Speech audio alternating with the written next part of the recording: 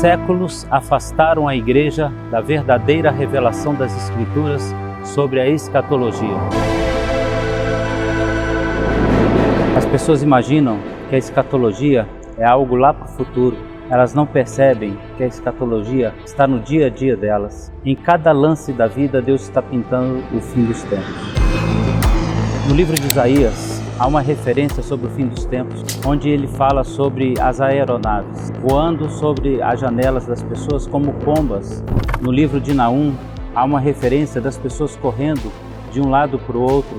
No livro de Joel, há tantas referências da destruição, da doença, da catástrofe, e nós hoje ainda assim olhamos para tudo isso e imaginamos que isso não vai acontecer agora.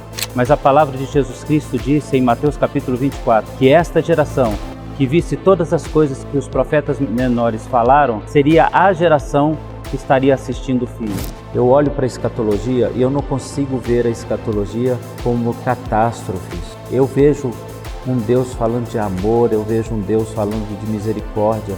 A escatologia, para mim, é um resumo geral da existência humana na Terra.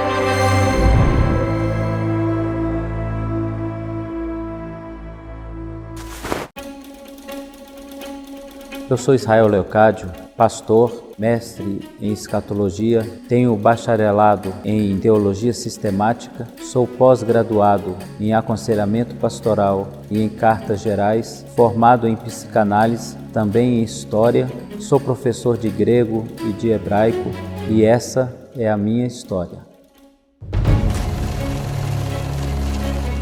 Eu tive sempre muita relação com a Bíblia desde a minha infância. Eu fui professor de escola dominical aos 8 anos. Aos 9 anos eu dava aula para adolescentes. Aos 11 anos eu fui superintendente da escola dominical. Mas aos 16 anos eu me revoltei profundamente com Deus e com a igreja principalmente, porque nós passamos muitas necessidades em razão do ministério do meu pai. Nós chegávamos na igreja muitas vezes sujo de estrume de animais que as pessoas atiravam. Às vezes minha mãe arrumava a mesa, colocava os pratos vazios e uma jarra d'água e nos sentava em torno da mesa e o meu pai orava assim: Senhor Deus, manda comida, manda pronta, porque nós não temos gás para fazer. E as pessoas batiam a porta dizendo que se lembravam do meu pai e até a sobremesa chegava. Isso aconteceu dezenas de vezes. Mas quando não acontecia de chegar à sobremesa, nós catávamos rosas e comíamos as pétalas das rosas como sobremesa. Então nasceu no meu coração uma revolta muito grande contra a igreja e eu me desviei aos 16 anos de idade. Mesmo fora dos caminhos do Senhor, eu ainda tinha pela Bíblia uma paixão muito grande. Ausente, ela nunca esteve, sempre presente na minha vida. Parece difícil, não? A Bíblia está carregada de símbolos e palavras que estão distante de nós, em um abismo de tempo, de cultura, de até mesmo religião, de uma nação. Eu também tive a mesma dificuldade. Mas nós temos um grande professor, chamado Espírito Santo de Deus, que ao longo das eras vem ensinando a igreja a compreender bem as Escrituras. Hebraísmos, o que quer dizer isso? Cultura de um povo hebreu. Coisas que estão na cultura do povo hebreu, que somente aquele que tem ou teve acesso a essa cultura poderia te explicar. Isso, cultura de Israel, resolve parte das informações escatológicas. Campo semântico. O que é isso? É todo o campo de significação de uma palavra que vem de uma nação que você não conhece, de uma cultura que você talvez não conheça e de uma época bem distante. Se alguém explica para você o campo semântico de palavras escatológicas, então você tem um segundo ponto ao seu favor. Você tem a compreensão de termos, vontade de Deus. Isso você só vai aprender juntando os pontos. A palavra do nosso Deus diz em Isaías capítulo 28, nos versos 9 e 10. O Senhor faz uma pergunta interessante. Ele diz: a quem eu darei o meu conhecimento?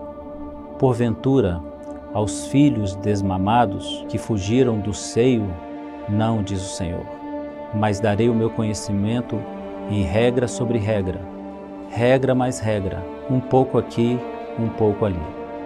Em outras palavras, o Senhor disse: eu darei o meu entendimento a quem tiver disposição e sede suficientes para impulsioná-lo a montar um lindo quebra-cabeças.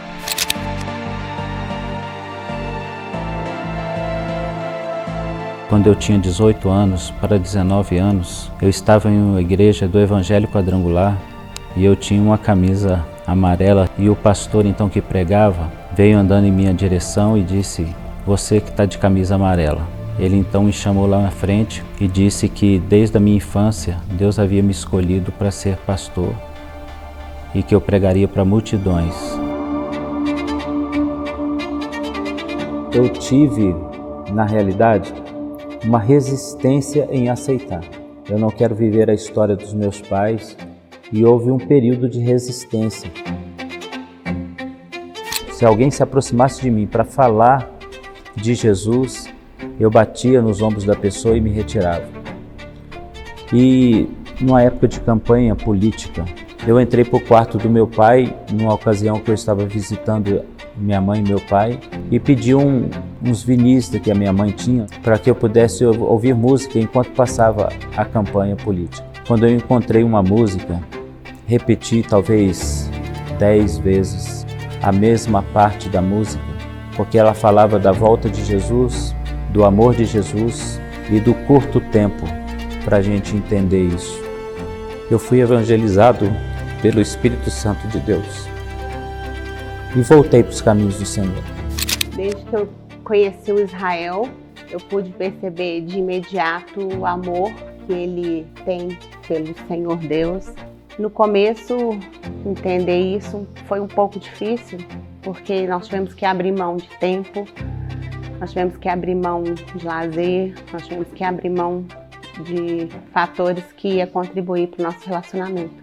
Mas, à medida que eu fui compreendendo os planos de Deus para com a vida dele, eu pude perceber o quanto o Senhor foi bom para comigo em permitir eu estar do lado dele com uma missão tão grande. A minha primeira aula, eu tive a noção de que eu nunca tinha estudado Bíblia, porque os colegas entendiam tudo que o professor narrava e eu não. E naquele momento eu me senti motivado a fazer 2 seminários. Então eu fazia um seminário que era aproximadamente 6 quilômetros da minha casa pela manhã e fazia um outro seminário a 24 quilômetros da minha casa, que era à noite no caso. Chegou um momento em que os meus recursos acabaram e eu comecei a ir para o seminário a pé. Aproximadamente 2 anos foi o período em que eu caminhava do seminário para casa. O que me fez continuar foi o amor por Deus. E sempre que eu pensava em desistir, o Senhor me falava ao coração: seja forte, porque isso vai dar resultado. O reitor do seminário foi o meu professor de escatologia. Eu pensei, o reitor é o professor de escatologia, eu vou estudar mais. E estudei mais, estudei com afinco mesmo, para não ser reprovado pelo professor, pelo reitor e perder a bolsa que eu tinha ganhado. Isso me fez passar com a nota excelente. Então o professor me chama na sua secretaria, no seu escritório, e ele diz: você aceita o desafio de fazer um teste para ser professor nessa instituição? Eu ainda não havia me formado e disse: eu aceito, com muito temor no meu coração, e fui dar aula de escatologia, a primeira matéria que eu fui chamado por Deus para lecionar. Eu tinha 22 anos. Eu fui professor antes da formatura e fui o orador da turma escolhido pelos 2 seminários. E desde aquele ano, 1992, venho lecionando em seminários no estado de Minas e em alguns seminários pelo país também. Cheguei a lecionar, e até hoje faço isso, cerca de 22 ou 23 matérias do currículo teológico.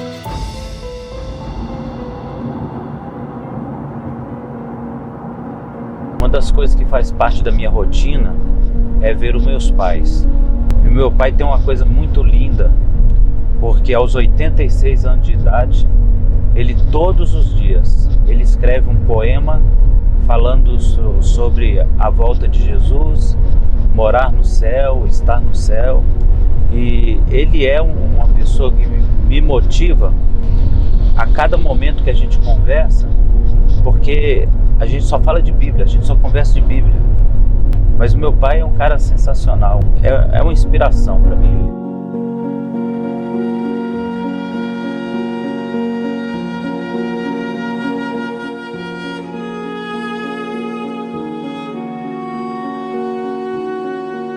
Eu aceitei o Evangelho aos 18 anos. Jesus mudou a minha vida, então eu passava para os filhos aquele legado, a palavra de Deus. Procurava ensinar com a vida. Nem sempre fui reconhecido por ter uma vida que ensinasse alguma coisa, mas é o meu desejo. Eu quero ser um exemplo para os meus filhos. E o legado que eu tenho deixado para eles é o ensino do que eu pude ensinar da palavra de Deus. Nós passamos muita dificuldade para mim e para a família. Mas tudo que eu fiz, tudo que eles sofreram comigo, valeu a pena. Valeu a pena, sim.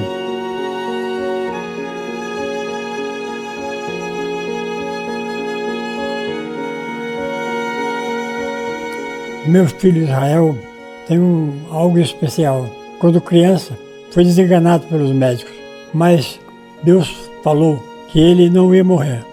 Eu fui professor dele.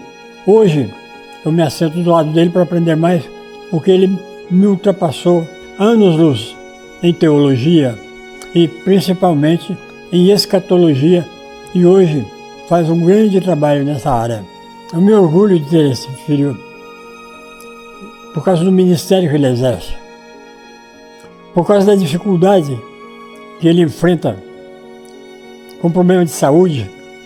Ele supera tudo com a fé que tem.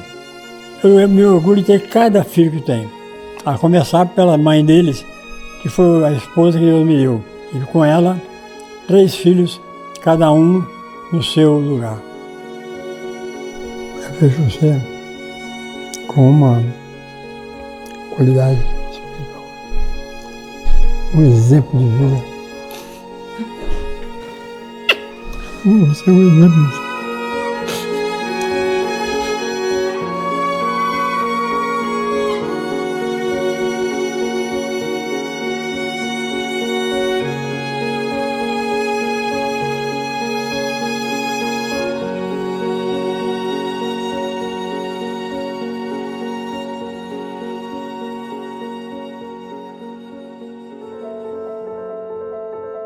A minha história se confunde com esse lugar em momentos muito especiais na minha vida. Ao nascer, meu pai fazendo missões, as amigas de minha mãe fizeram um parto em minha casa e uma delas usou uma tesoura de costura para cortar o cordão umbilical e amarrou com barbante, e eu fui para o hospital depois com infecção generalizada.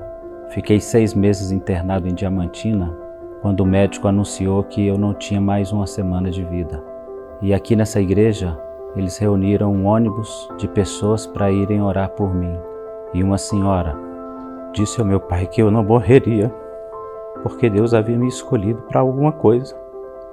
E quando eu completei 20 anos de ministério pastoral, eu fui convidado por esta igreja para ministrar escatologia. E 5 dos irmãos que estiveram no hospital estavam aqui naquele momento.